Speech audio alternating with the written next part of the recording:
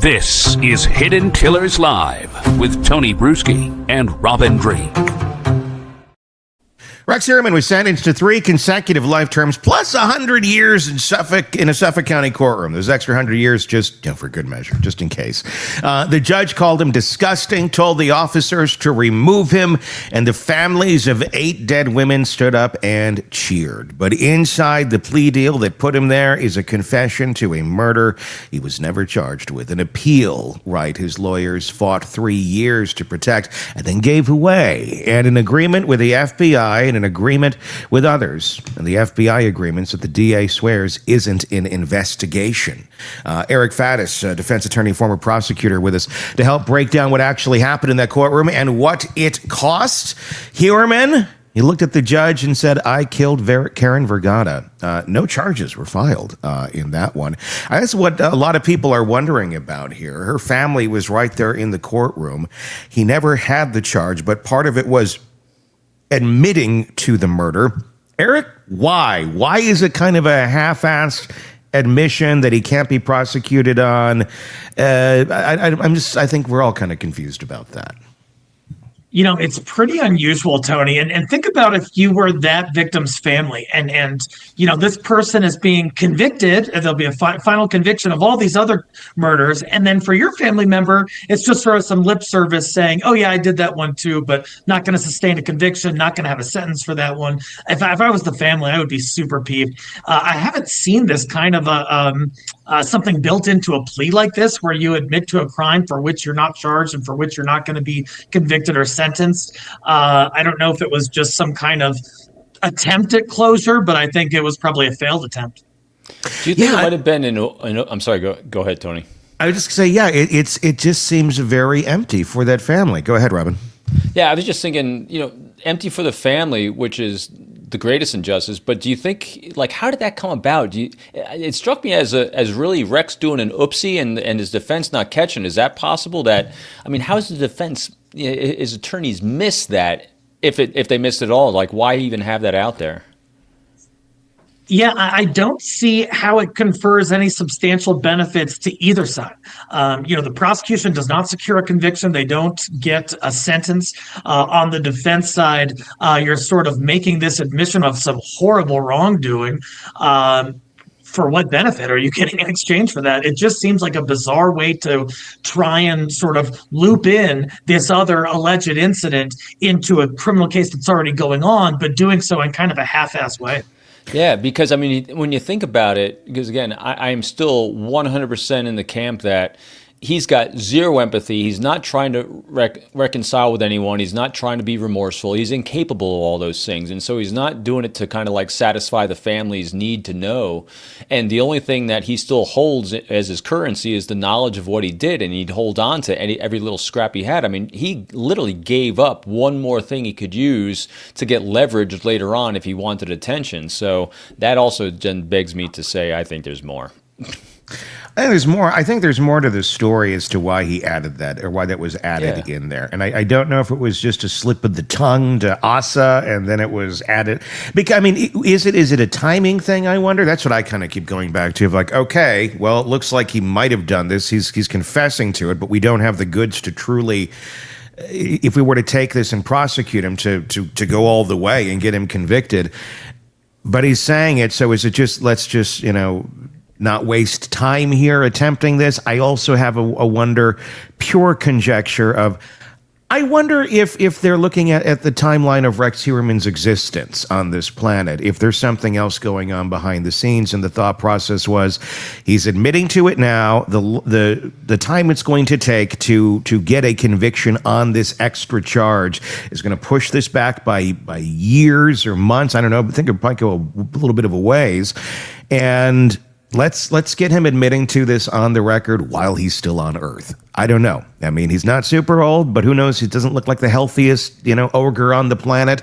I wonder, out of the swamp. I wonder if there's something there. If there's a limited time left for Rex here, and it was just let's get. Have you ever seen anything like that, Eric, where someone knows maybe there's, again, pure conjecture, but if someone knows there's an illness or whatever and he doesn't have a lot of time left, where any of this is sped up so a conviction and the sentencing can take place while the person is alive. I'm wondering, Tony, if that timeline played a role. Prosecutor can only bring charges if they believe they have probable cause. Now, that's a low standard, but it's still a standard.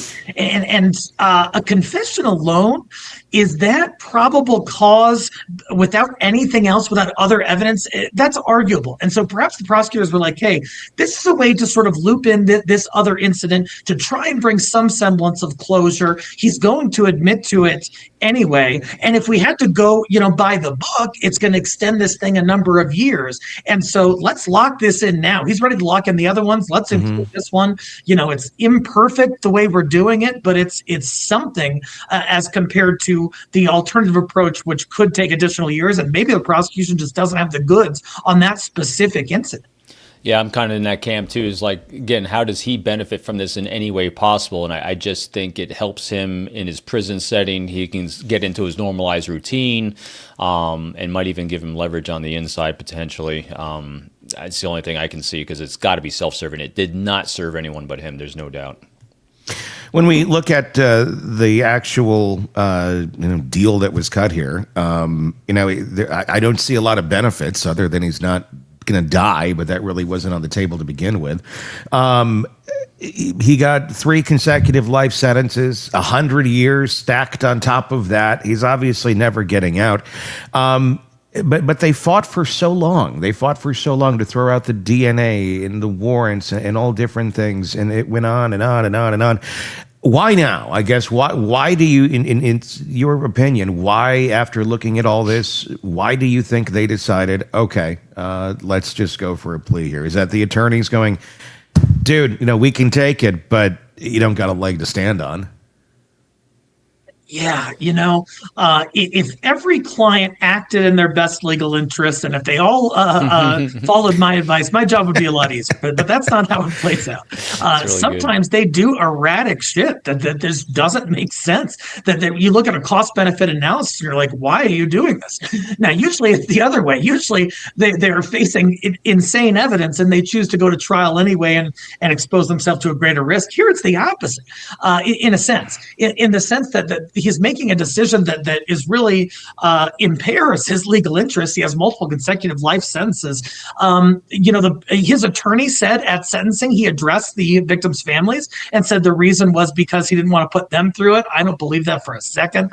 Perhaps it's to not put his family through it and have even dirtier stuff be publicly exposed, but still kind of a head scratcher even after sentencing.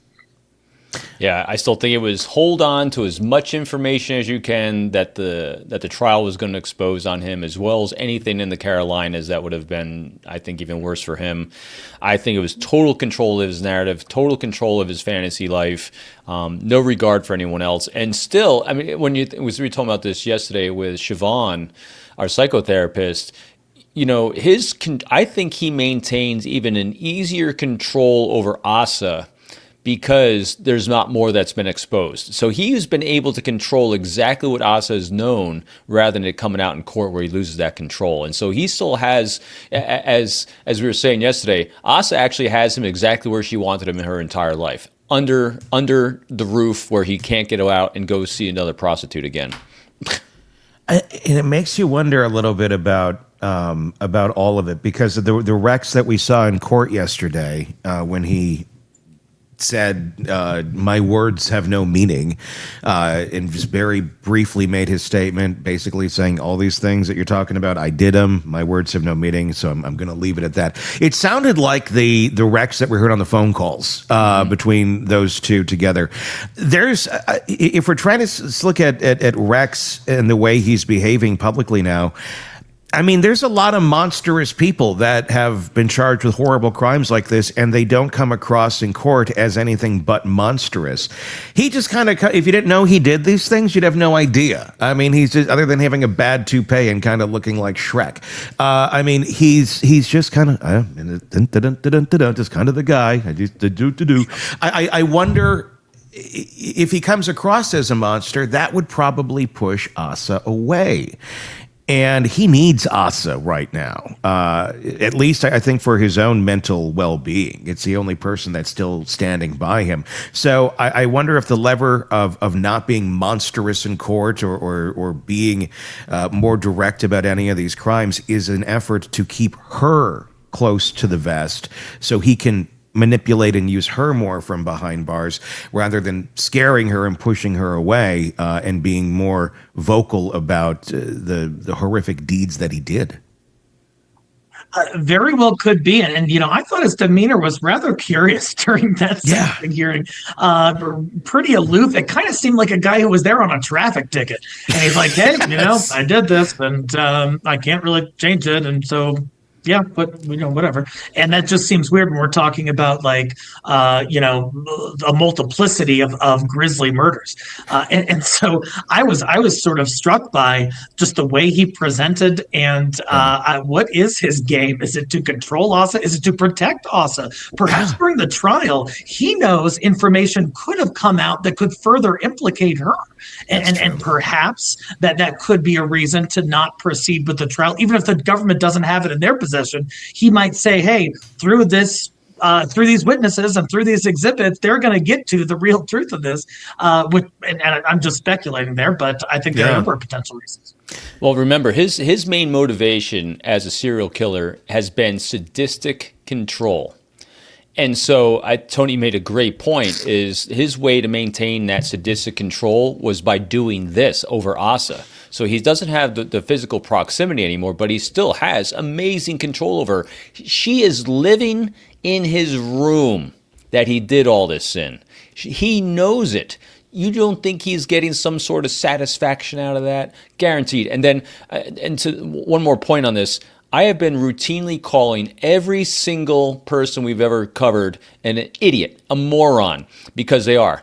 Not Rex. Rex is probably hands down the most intelligent, strategic killer and homicidal moron idiot that we've seen. Not idiot in the sense of intelligence. He's highly intelligent, but that's where I think the difference in this is his moves are very, very strategic for his own benefit, more than I think we've ever covered. I wonder how much he's handling her with kid gloves still, too, because I wonder what she might know about the Carolinas. And we'll get to that in a moment. And I am not accusing her of any crime. I don't know. I mean, and I'm not accusing her and saying that she was necessarily conscious that he was doing horrible crimes. But I'm saying I wonder if retrospectively she's looking at life and going, oh, that's what that was all about. Different moments in life that just didn't quite add up, because you'd imagine over, 30-some years, there would have been a little mask slipping every now and then. She was on a mission not to see it, no matter what.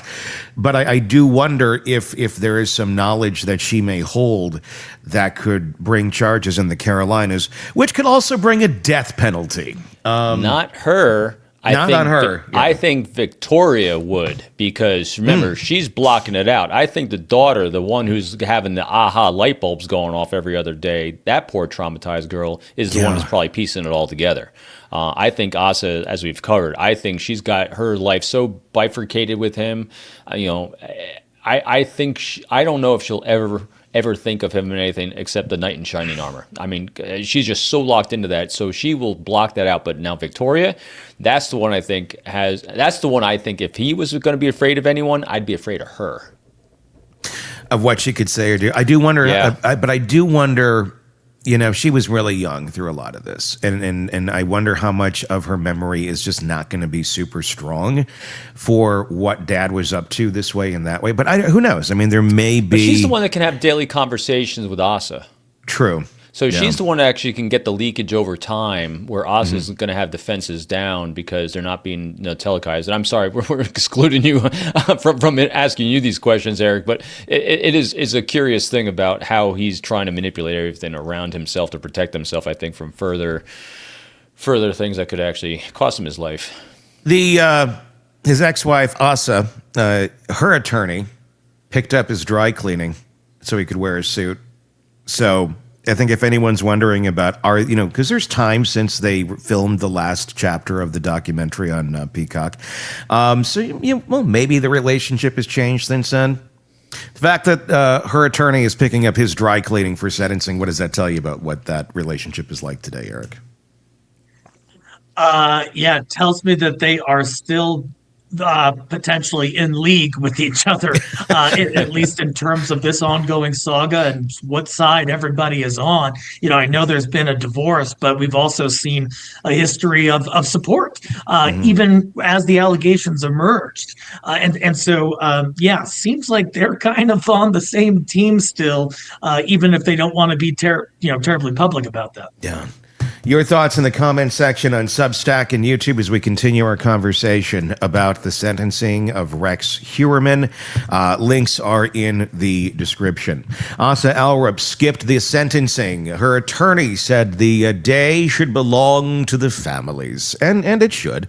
But Asa's legal problems may have just started. Valerie Mack's son has filed a wrongful death lawsuit naming Asa, her daughter Victoria, and Rex, alleging they knew or deliberately avoided knowing what was happening inside that house. Eric Faddis, defense attorney, former prosecutor, with us to tell us if there's any teeth to a suit like this. The lawsuit doesn't just say Asa missed the signs. It says she actively concealed what was happening. Civil conspiracy. That's calling the wife of a serial killer his co-conspirator. What does have to be proven to make something like that stick?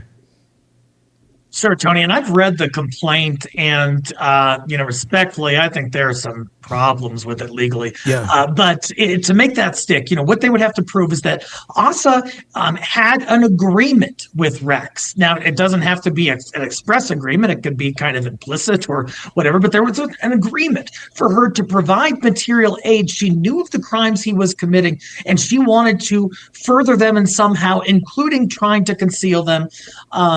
And that's a tall order. And when you look at the complaint, it has a lot of sort of somewhat bald allegations regarding that, but not a ton of details on it. And so, they're going to have to prove a lot to get there to say Asa was essentially complicit in all of this.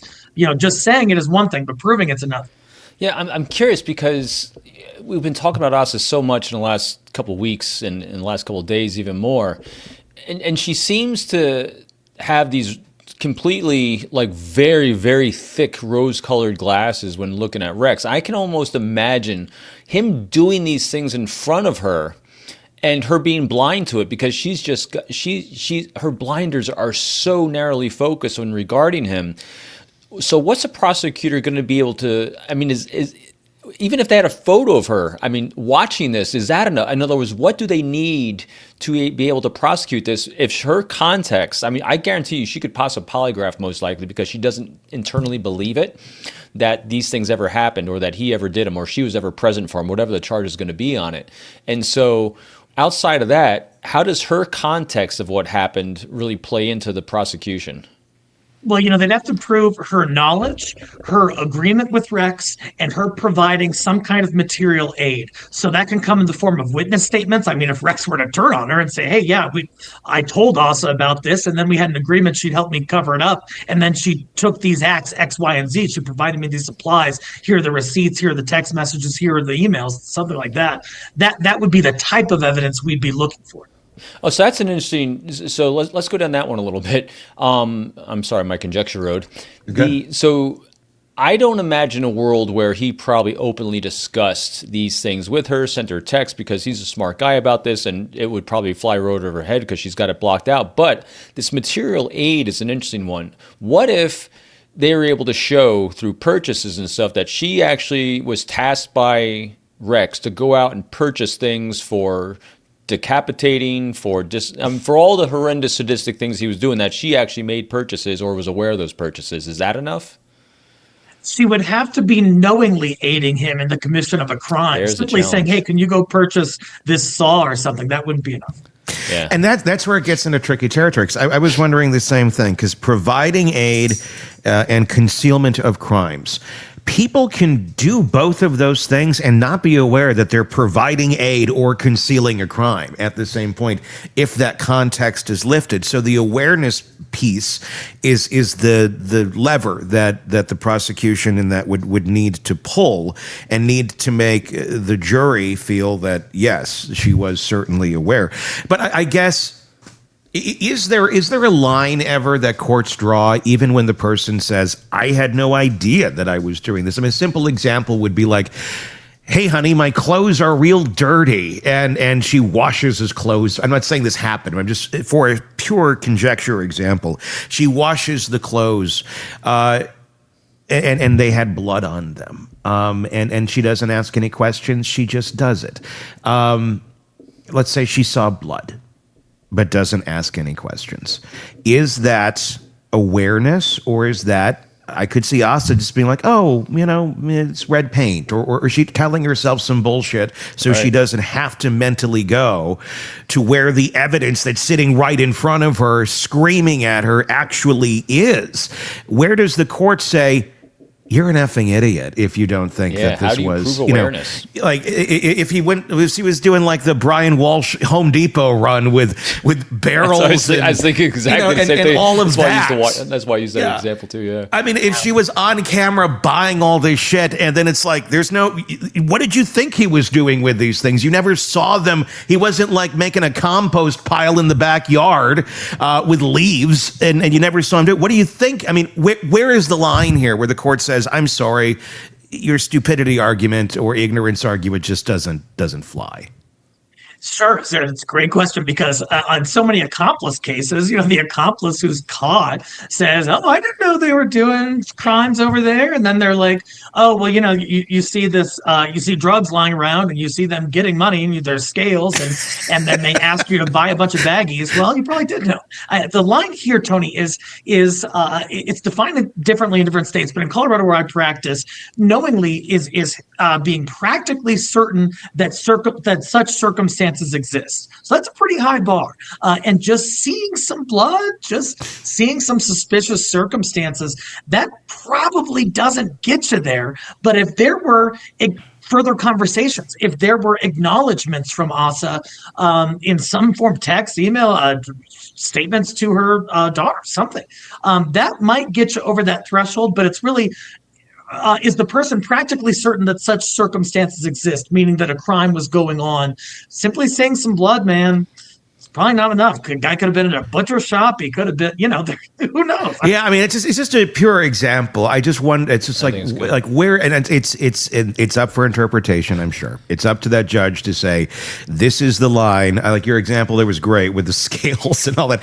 They're not baking cookies. That's not cornstarch over there. That's But at this point, given what we've seen of this, she'd probably believe it. I mean, she believes he's a knight in shining armor, and even after all she's bared witness to throughout their lives, and we saw it, like it or hate it, Peacock did a really great job, kind of giving us an arc of her for at least a period of time from her own statements. She seems just as much infatuated with him. Her definition of love, we went through this yesterday, is a little bit different, but she's as infatuated with him today as she was when she first met him, it seems like. And so I think her ability to recognize what's right in front of her is low. That's why I think it's a challenging civil lawsuit, because I don't think you're going to get anything. And even if you did, it's easy to defend. She's clueless. And the DA's office has cleared Asa. So the civil case, and there's plenty of times where, the DA clears somebody and there's still a civil case. That's what happens a lot. But it does make me wonder about just, how strong that case can possibly be, and where it might go, considering that they didn't have anything. But it does make me wonder, too. There's limited resources in that DA's office. They got a lot of cases to prosecute. lawsuit, I mean, we're talking about Long Island, we're talking about New York, we're talking about it's a country unto itself, the amount of people in the area. So there's a lot of priorities. It does make me wonder, and Eric, tell me this, have you ever seen cases where you have, the big one, they got him, and they're looking down the road at Asa going, yeah, I mean, if we really dig, if we spend hundreds and thousands of hours digging into her, maybe we'll find some snippet that looks like she may have had some sort of awareness here. But the best we're going to get out of it is a very small sentence or just a penalty of some sort that is minuscule, and it's not worth spending all of that time just to get there with her. And they're rolling the dice going, I'm going to guess there's not more than possibly that. Do they ever just, they got their big fish and the other one, it's not worth it. Go ahead. You're going to go, flop around out here anyhow. You're probably not a danger to anyone. He was the real danger. And they just don't go further. Could that be what's going on in this too? Look, these offices have limited resources. They have an oppressive caseload, especially in a large metropolitan district like that. And so they've got to make judgment calls. They've got to say, hey, what does justice look like here? Is justice, we already got the big fish, like you said. Does justice require us to spend another, millions of dollars potentially and years going after this small fry for whom there might be shaky evidence? We don't have enough now. Should we really proceed with that? Is that in the community's best interest, and the best interest of justice, and in terms of the victims' families and things like that? What more do the victims' families get if Asa is convicted? Yeah. I'm not sure that it'd be a really meaningful benefit to them. I don't know, but I'm not sure. I mean, does Asa have anything to worry about with civil discovery here? I'm wondering if somewhat of the DA is almost indirectly outsourcing the investigation into Asa into the civil world. And who knows what could come up in civil discovery? This has happened before, where a civil case unearths some evidence that the original investigation did not find. And it turns out, look what we found here. That's criminal. All conjecture, not saying she did anything illegal. But if the civil case in discovery somewhere does find criminal behavior, could that lead then to criminal charges against her as they were discovered indirectly through the civil case? It's possible. And you on the criminal side, so they're looking into Rex, right? And of course they're investigating Asa and everybody else, but did they do a complete download of all of Asa's devices for more than 10-year span? I'm not sure they did that. I'm not sure they reviewed it. On the civil side, though, that they could request all of those digital forensics and say, hey, we need any emails, text messages, voicemails, internet searches for the past 20 years. And it depends on what the judge would do. There'd probably be some limitations, but that might uncover information that the prosecutors either didn't seek or didn't look at, or something like that. So it's possible that more could come out, and that could be to the legal detriment of us. And help me also understand the civil lawsuit side against Victoria, the daughter, who was, at best a mid-teenager when these crimes took place. How does that make her civilly liable? Can you go after an underage kid for being civilly liable for the murder of anyone? You can. An underage person can have civil liability, but under these circumstances, what are they saying that this daughter knew? What are they saying that she assisted with? I've read the complaint. It's pretty just sort of these vague accusations of all of these defendants were proximal to what happened, and they allowed access to the premises and things like this. But there's nothing terribly specific in there, and I just don't see how the daughter could be looped in civilly, criminally, or otherwise. And what are you going to get? They got nothing except the house they just remodeled that everyone wants to tear down. I get the pain they're trying to get restitution for, but it's rough. Well, and I wonder with Victoria too. I mean, is the civil lawsuit kind of like, let's throw a bunch of spaghetti at the wall and see what sticks. Like maybe Victoria will be, taken off the lawsuit at some point if they're only going to find Asa to be viable to go out. I don't know. I mean, sometimes you see that where a lot of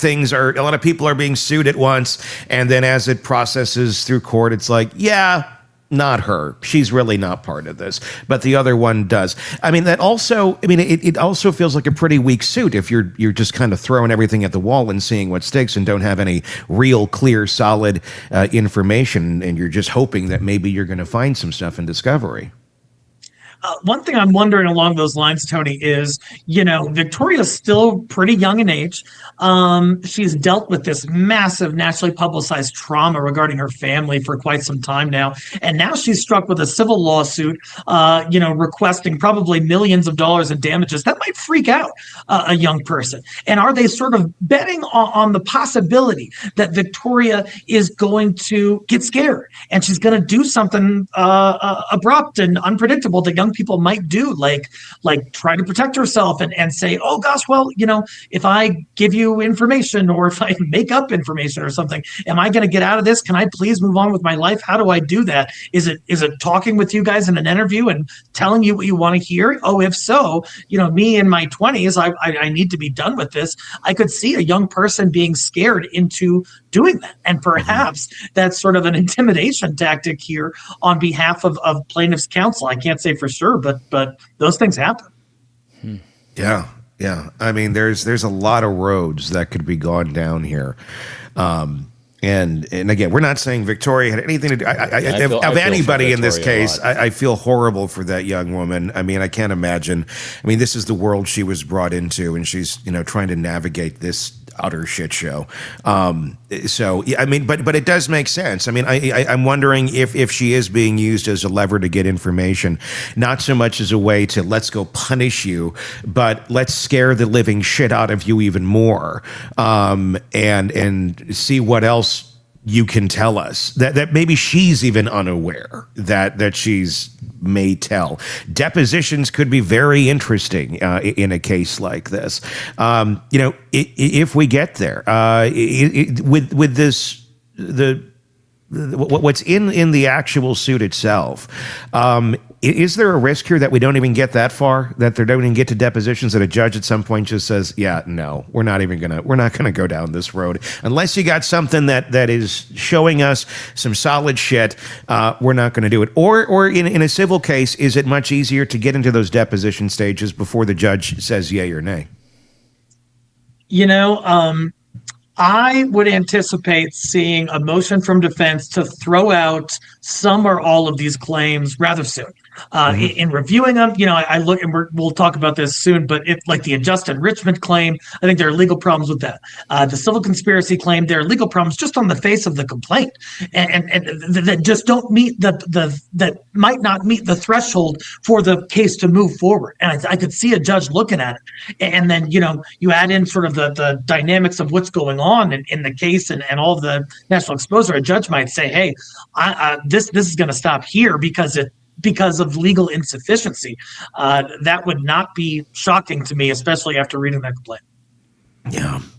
Your thoughts in the comment section on Substack and YouTube on our conversation thus far on the Gilgo beach killer Rex Heuermann and Asa and Victoria and the whole family and everybody that is experiencing the hell that is this. Links are in the description.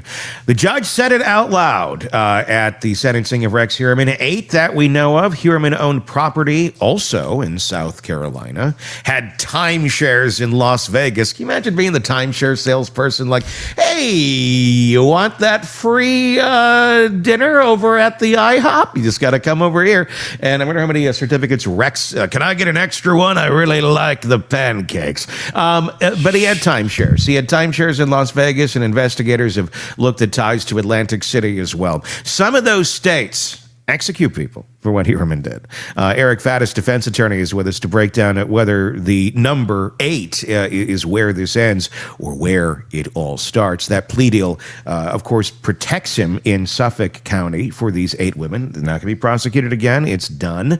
But if South Carolina finds a body connected to him, does that New York deal mean anything in their courtroom? Should information come about? The only thing it would mean, in my impression, is that it'd be much more likely that Rex Heuermann would put to death if the Carolina case was provable, because it certainly doesn't protect him in any form or fashion. If anything, it's just aggravating to the extent that he has been convicted of 8 other murders. Oh, now we're on 9? Like, I think at some point a jury and a judge might say, hey, this can't go on forever. You've got your chances, and I think it makes the death penalty way more likely. Resources are a big thing. How much incentive does Carolinas or any of these other areas where he may have been hunting? How much incentive do they have to put resources at trying to connect Rex Heuermann to unsolved murders from decades ago when he's already locked up for eternity? Is it something that would be high in the priority list of somebody there? I guess, for the right reasons. You can look at maybe if somebody's running for election and they want to crack a big case, this would make some headlines. But is it worth it, I guess, in terms of if there's not that other lever and some other motive to go after this case for South Carolina or another area to spend the resources trying to connect those dots? I think that those authorities and those other locales would be remiss if they had significant leads and did not at least explore them. Although they would be cold cases, so those are extremely hard to investigate.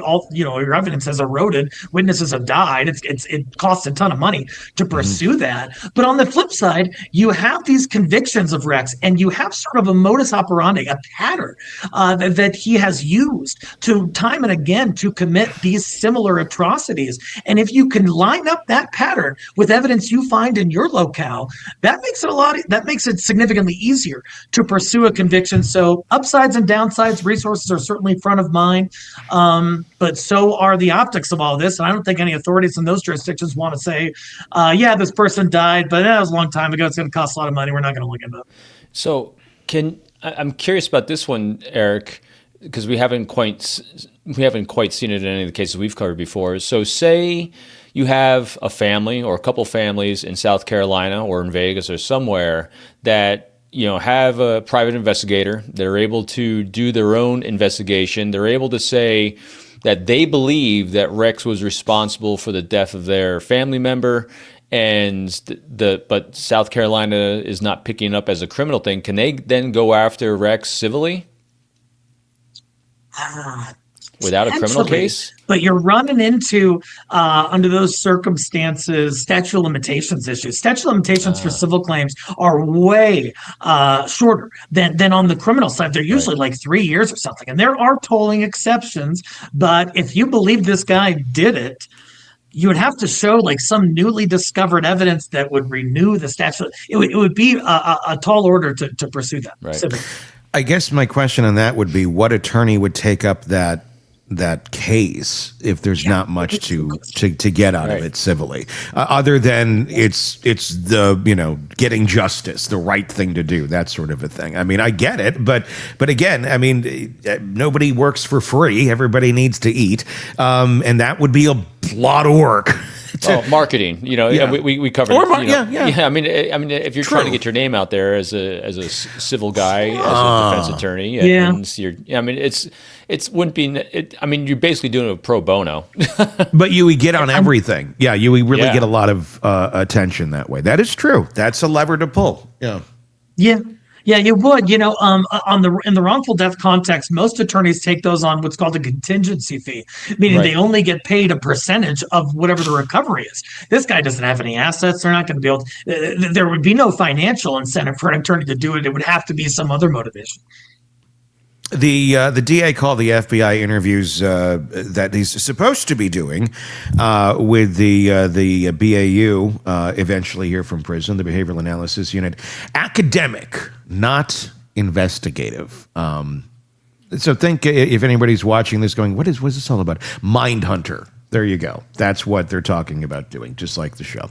If Heuermann describes something in that room that matches an unsolved case in another state, can it be used if this is academic, not investigative? Is that just the words being thrown into the ether right now, but they really hold no weight? Should Heuermann reveal something that nobody's expecting? Yeah, so the FBI isn't writing a treatise or some legal scholarship that they're going to publish in some collegiate journal or something. Yeah. They could give whatever purported purpose that they want, but absolutely, if the FBI acquires information that is useful in an investigation, there is nothing prohibiting them from using that, even if they said, it's not an investigation, guys, it's academic. Well, you stumbled upon evidence of a crime. At that juncture, they would be perhaps duty-bound to continue to pursue that investigation, despite whatever kind of pretext they wanted to label the interview as. Yeah, because one of the things they're going to be going for in these interviews with him is his life arc of methodology, how it evolved, how he stayed ahead of investigators, how he controlled his environment. And we know a decent amount about how he controlled Long Island, but he had different venues in which he lived. And so they're definitely going to be very interested in this, because remember, he's got a sadistic fantasy world going on in his head, and he's acting out on it in Long Island, but he also traveled to these other locations. They're going to be very interested in, did his modus operandi of sadistic satisfaction transfer and morph into something different in these other locations? And so they're not going to say, hey, what'd you do in South Carolina? They're going to say, how did you play out this sadistic fantasy of yours throughout your life? How did that look? How did it evolve? And so then they're going to be able to then look back in all the places he's lived and resided and vacationed and seeing if there's any fit there. And then they can even probe in there. And because that's what they're really trying to do, then you take that academic side and overlay it with operational things, and then you reapply that new filter, which is a profile, to these cold cases and see if anything fits. Yeah, agreed. How do they get the information about his whereabouts over 30 years? I mean, it's one thing, in the last 10, 15, there's a pretty good digital trail on almost everybody. But you go before then, it's harder to find records and things like that. How much information do they already have about all of those years of his life, of where he was when he was? I mean, we know that he had a timeshare out there. He had some property. There was different places he had these sort of things. In the investigation into where we got today in New York, how much do they know about when he was in the Carolinas or when he was in other locations? I would imagine like forensic accounting might answer some of those questions to see where receipts are if you look at bank statements. But like other than that, how do you truly dig into that type of data when it goes so far back to say you were here on this date? How does that process even work to start getting some answers? Those investigators are going to have to get creative. It is extremely difficult to investigate someone's whereabouts decades ago. Heck, if someone asked me where I was, 2 Wednesdays ago at 6:45 p.m., I probably thought, my credit card would tell you. That would be about it. Yeah. So I'll tell you. So you got to look at that. See if there's a paper trail. Sometimes when it comes to property, there are ownership records. There are leases. There are things that are recorded with the clerk and recorder. There are witnesses who, perhaps next to the timeshare, there's a house that's been there for 50 years and it's been in the same family. You go to that family, you talk to them. Are there any sort of Polaroids that might have been found at Rex Heuermann's location? You kind of have to get creative in those respects, but very difficult. I think that the greatest tool I had when I was able to go up on someone's information when tracking bad guys, when I had credit card statements, it was gold. That was my gold, because that established timelines, it established places they frequented, it established likes, interests, and the travel we're talking about. And what's the benefit to all the investigators on this is what he looks like. and they've said it before, he's extremely recognizable. So you get a credit card statement, because you can get credit card statements for a long time. I mean, you can track this stuff for a very long time. You take a photograph, you go interview people at these locations, and you start jogging memories through these interviews. I think because of how he looks and how he behaved, you're going to have an easier time establishing timelines and locations than you will with more average-looking guy. That's a good point. I'd like to know more about these properties that he's owns or the timeshares, because I could be wrong, and correct me if I am, but in all of the things that we've viewed on this case and heard about this case, we've heard about these things existing, but we've never heard about anybody really frequenting them other than Rex, if you got the timeshare. We didn't hear anything about, and then the family went to the timeshare. I mean, maybe it's in there. I could be completely off, and it just hasn't stood up. But I do find it interesting that, her husband, dad's got this property, but nobody's ever going to it or checking it out other than him. Weird dynamics, but the family is the definition of a weird dynamic, so it probably could have been completely normal. But that seems to be a little odd to me, that there wasn't like, we love to go into that timeshare every year or whatever. Of course. And, in most family dynamics, if the family has some kind of vacation home or something like that, or even like, let's say they had like a jet ski and it was at some dock or some lake, it'd be weird if only one member of that family ever went and utilized that, and everyone else, wouldn't the kids say, hey, we want to go check out the jet ski? Wouldn't the wife say, hey, does it need to be maintained? What's going on with that? That's a shared financial interest. You would just think that those things would come up, and it wouldn't be just one person going to this timeshare. After he bought a bag, a chain, and an anchor from Home Depot and went out on the jet ski by himself. The Scott Peterson special at the depot. That's what I was thinking. Yeah. And I know people have been putting in the comments as well. Yeah, with his DNA being in CODIS, there's also that chance also when you start overlapping potential DNA with cold cases, going back in time on those with credit card statements, with interviews, with photos. I think when it comes to possibility of hope of identifying more victims of his being associated with him, I think there's a higher probability with him than others because of that.